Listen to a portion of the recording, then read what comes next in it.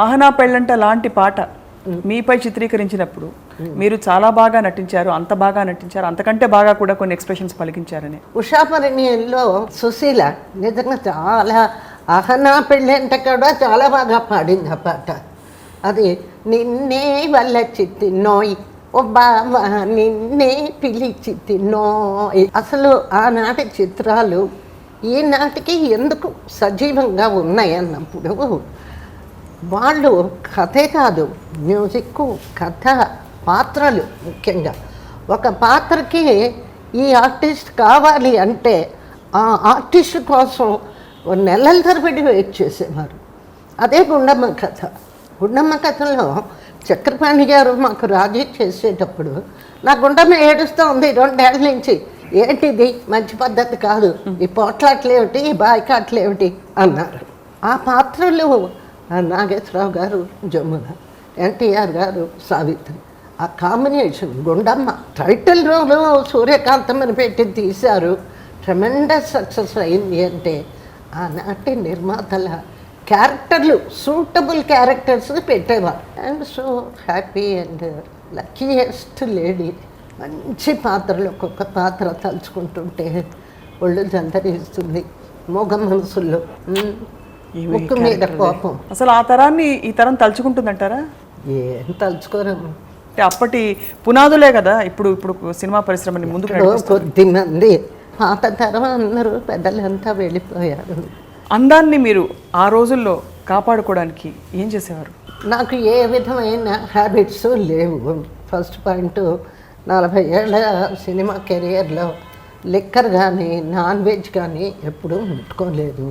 ఒక క్రమశిక్షణ, ఒక పద్ధతి, ఫ్యామిలీ లైఫ్, ట్రెడిషనల్ ముఖ్యంగా. సావిత్రి గారు కాకుండా మీతో పాటు మీ బాణీలోకి రావాలనుకున్న నటీమణులు కూడా చాలామంది ఉన్నారు. వారితో స్నేహపూర్వకంగా ఉండేది ఆ వాతావరణం జనరల్గా, లేకపోతే ఎవరికి వారే, మీకు మీరే మాకు మీరే మేము అన్నట్టు? అస్సలు ఆనాటి సీనియర్ నటీమణులు కానీ మాకంటే చిన్నవాళ్ళు కానీ అసలు ఈ భేదం అనేది ఉండేది కాదు. మిశ్రమలో నాకు బాగా గుర్తు, ఛాయాదేవి, సూర్యకాంతమ్మ అందరం కూర్చునేవాళ్ళం భోజనానికి. ఒక్క రూమ్లో చేరేవాళ్ళం అన్నమాట. వాణిశ్రీ, జయప్రద వీళ్ళందరూ ఈ తరం వరకు కూడా. వాణిశ్రీ అయితే పాపం నాకు చీర కట్టుకోవడం రాదని ఎప్పటికే ఎగతాళి చేస్తూ ఉంటుంది. ఏంటండి ఈ చీర కట్టుకోవడం, జమున గారు ఎప్పుడు నేర్చుకుంటారు అని చెప్పి తను వచ్చి ఇలా పెట్టేది అన్నమాట. మీరు ఇంత వ్యక్తిత్వంని నిలుపుకుంటూ ఎదురొస్తే ఎదురిస్తూ మీరు కొనసాగారు. మీ సహనటీమణులు చాలామంది పరిస్థితుల మధ్య నలిగిపోయిన మీరు సందర్భాలు చూసుంటారు. నాకు అనవసరం, నేను కలగజేసుకున్నని దూరంగా ఉండేవారా, లేక ఆత్మీయంగా వారితో పంచుకున్నప్పుడు వారికి చెప్పే ప్రయత్నం చేసేవారు? ఒక్క సావిత్రితో ఆత్మీయంగా ఉండేదాన్ని. అక్క చెల్లెళ్ళు అనేవారు మిమ్మల్ని? లవ్లీ ఎఫెక్షనేటెడ్ అమ్మాయి. ఈర్ష్యలే ఉండేవి కావండి మీ ఇద్దరి మధ్య? అస్సలు లేదు. ఒక కాంపిటేటివ్ స్పిరిట్ ఉండేది, బాగా చేయాలి అని చెప్పి. మీకు సోదరితో సమానమైన సావిత్రి గారి జీవితం ఏ విధంగా మలుపులు తిరిగిందో మీరు చూశారు? సావిత్రి బాగా క్లోజ్ అయిన నాకు. సావిత్రి వివాహ విషయం కానీ ఆవిడ అతిగా బానిస అయిపోవడం కానీ దీనికి అప్పుడు కూడా నేను నిర్మోహమాటంగా బాగా క్లోజ్గానే ఉండేవాళ్ళు. మీరు చెప్పేవారా అన్ని మంచి చెడు? చెప్పేదాన్ని, ఎంత కోపడేదాన్ని. ఎన్నోసార్లు చెప్పాను, ఆ పిల్లల కోసం నువ్వు ఉండాలి, నువ్వు బ్రతికి ఉండాలి, చక్కగా 2 పిల్లలు ఉన్నారు, వాళ్ళ కోసమైనా నువ్వు మానేది అని చెప్పేదాన్ని. అందాన్ని మీరు ఆ రోజుల్లో కాపాడుకోవడానికి ఏం చేసేవారు? నాకు ఏ విధమైన హ్యాబిట్స్ లేవు. ఫస్ట్ పాయింట్, 40 ఏళ్ళ సినిమా కెరియర్లో లిక్కర్ కానీ నాన్ వెజ్ కానీ ఎప్పుడూ ముట్టుకోలేదు. ఒక క్రమశిక్షణ, ఒక పద్ధతి, ఫ్యామిలీ లైఫ్, ట్రెడిషనల్ ముఖ్యంగా. సావిత్రి గారు కాకుండా మీతో పాటు మీ బాణీలోకి రావాలనుకున్న నటీమణులు కూడా చాలామంది ఉన్నారు. వారితో స్నేహపూర్వకంగా ఉండేది ఆ వాతావరణం జనరల్గా, లేకపోతే ఎవరికి వారే, మీకు మీరే మాకు మీరే మేము అన్నట్టు? అస్సలు ఆనాటి సీనియర్ నటీమణులు కానీ మాకంటే చిన్నవాళ్ళు కానీ అసలు ఈ భేదం అనేది ఉండేది కాదు. మిశ్రమలో నాకు బాగా గుర్తు, ఛాయాదేవి, సూర్యకాంతమ్మ అందరం కూర్చునేవాళ్ళం భోజనానికి. ఒక్క రూమ్లో చేరేవాళ్ళం అన్నమాట. వాణిశ్రీ, జయప్రద వీళ్ళందరూ ఈ తరం వరకు కూడా వాణిశ్రీ అయితే పాపం నాకు చీర కట్టుకోవడం రాదని ఎప్పటికే ఎగతాళి చేస్తూ ఉంటుంది. ఏంటండి ఈ చీర కట్టుకోవడం, జమున గారు ఎప్పుడు నేర్చుకుంటారు అని చెప్పి తను వచ్చి ఇలా పెట్టేదన్నమాట. ఇప్పటికీ అంజలి గారు, కృష్ణకుమారి, జానకి గారు, తర్వాత సుశీల అందరం కూడా పుట్టపర్తిలో కలుస్తాం స్వామి బర్త్డేకి. అసలు ఎంత ఆప్యాయత. సరోజాదేవి బెంగళూరు నుంచి సరోజాదేవి వస్తుంది. ఒకరోజు అయితే 2 ఏళ్ల కిందట జానక్ గారి ఇంట్లో డిన్నరు, ఆమె అందరికీ వంట చేసి పెట్టింది.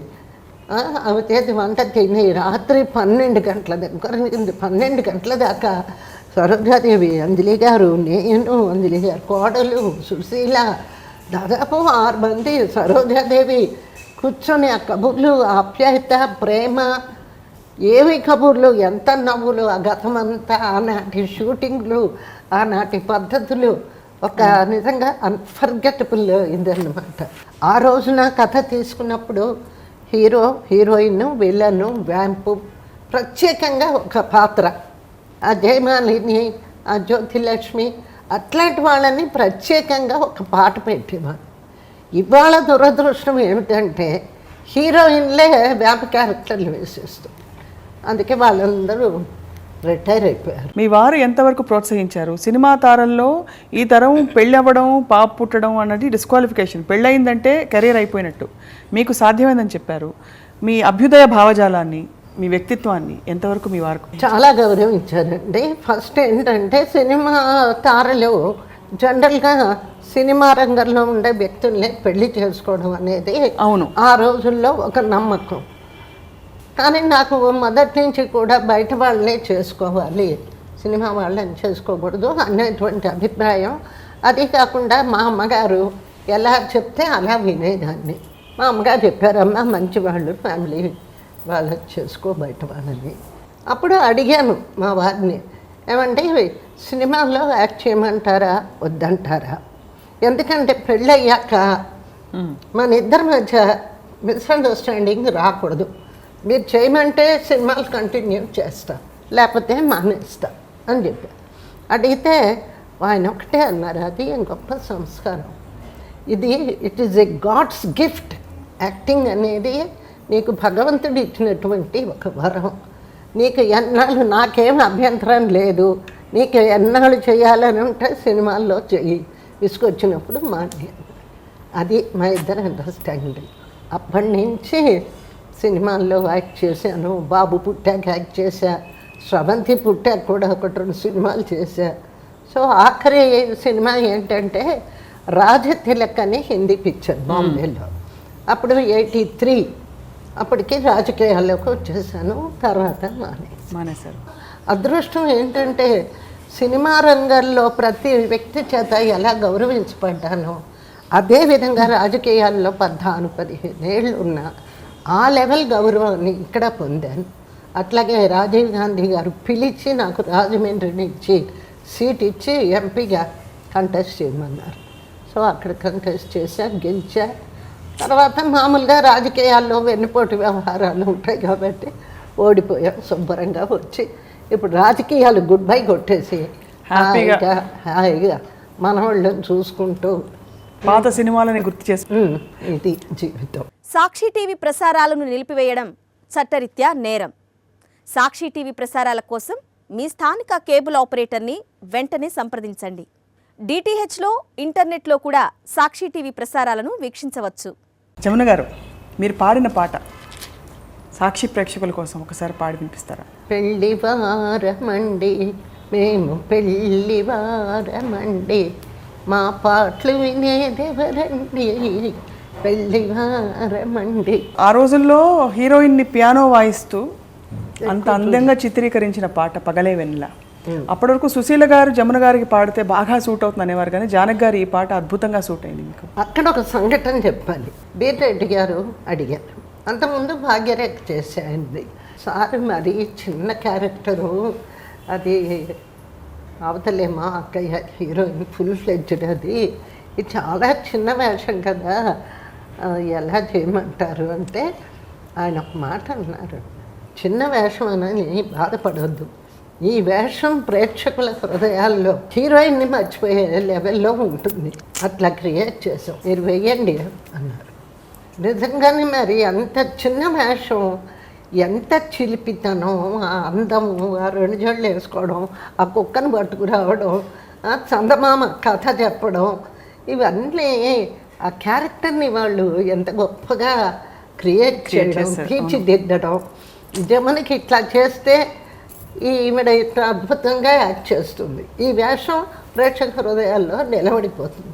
ఉండేది ఒకటే పాట, నా భూతం నా భవిష్యత్తు. అలాగే నాకు ఇంకొకటి ఆంధ్ర మహావిష్ణు. ఏమీ అందం అసలు. ఆ గెటప్పులు చూసారా, అజంతా శిల్పంలాగా ఆ గెటప్పులు. అందులో కూడా జానకి గారు కుశలమా హై పిచ్చిలు పాడతారు. మనసుని బాగా పిండేసే పాట. మనసా కవ్వించకే నన్నిలా. సాక్షి టీవీ ప్రసారాలను నిలిపివేయడం చట్టరీత్యా నేరం. సాక్షి టీవీ ప్రసారాల కోసం మీ స్థానిక కేబుల్ ఆపరేటర్ని వెంటనే సంప్రదించండి. డిటిహెచ్లో, ఇంటర్నెట్లో కూడా సాక్షి టీవీ ప్రసారాలను వీక్షించవచ్చు. మీ దృష్టిలో మీ బెస్ట్ హీరో? రామారావు గారు అంటే అన్ని వెరైటీ క్యారెక్టర్లు, ముఖ్యంగా పౌరాణిక అంశాల మీద చాలా కృషి, ఒక రీసెర్చ్ చేశారు ఆయన. కొంతమంది ఇప్పుడు నాగేశ్వరరావు గారు ఉన్నారు, ఆయన పౌరాణికాల కంటే సోషల్కి ఎక్కువగా బాగుంటారు.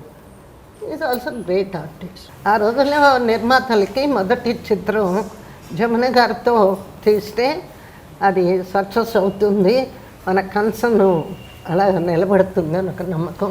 రామానాయుడు కానీ, జగపతి వాళ్ళు కానీ, అన్నపూర్ణ కానీ, తర్వాత ఇంకా చాలా పిక్చర్లు, మన మంగమ్మ శబ్దం. అఫ్కోర్స్ కొందరు పాప రామానాయుడు గారు మా మొదటి హీరోయిన్ అని ఆయన ముచ్చట పడుతుంటారు. రాముడు భీమ్, అవును, అది తెలిసిందిలే అని. తెలిసిందిలే అదేనా? చాలా మంచి క్యారెక్టరు. హిస్టారికల్, పల్నాటి యుద్ధం, బొబ్బిలి యుద్ధం. బొబ్బిలి యుద్ధంలో కూడా ఆ ముచ్చాలే జమ్మ చెక్క ఎంత న్యాచురల్గా ఉండేవి. మీ విషయంలో మాత్రం వ్యక్తిగతంగా మీరు కుటుంబ విషయంలో మీరు ఈ మధ్య కాలంలో కష్టాన్ని కూడా చూశారు, ఎలా తట్టుకున్నారు దాన్ని? జీవితంలో అంతా విజయమే కావాలని కోరుకోకూడదు, ఇదొక పరీక్ష. మా అమ్మాయికి జరిగిన అన్యాయానికి న్యాయమూర్తులు సరైన న్యాయాన్ని ఇస్తారు. ప్రస్తుతం సినిమాల్లో వెళ్ళడం అంత మంచిది కాదు, ఎందుకంటే వెరీ షార్ట్ లైఫ్ ఇప్పుడున్న హీరోయిన్స్ అందరికీ. అంతే, కేవలం డబ్బు కోసం ఎక్స్పోజింగ్. నాగేశ్వరరావు గారికి నాకు ఇట్లాగా ఇప్పుడు బాగా చనువుగా బాగా మాట్లాడుతుంటాం ఎప్పుడు సరదాగా. అన్నాను ఇంకేం మారుతుందండి అని.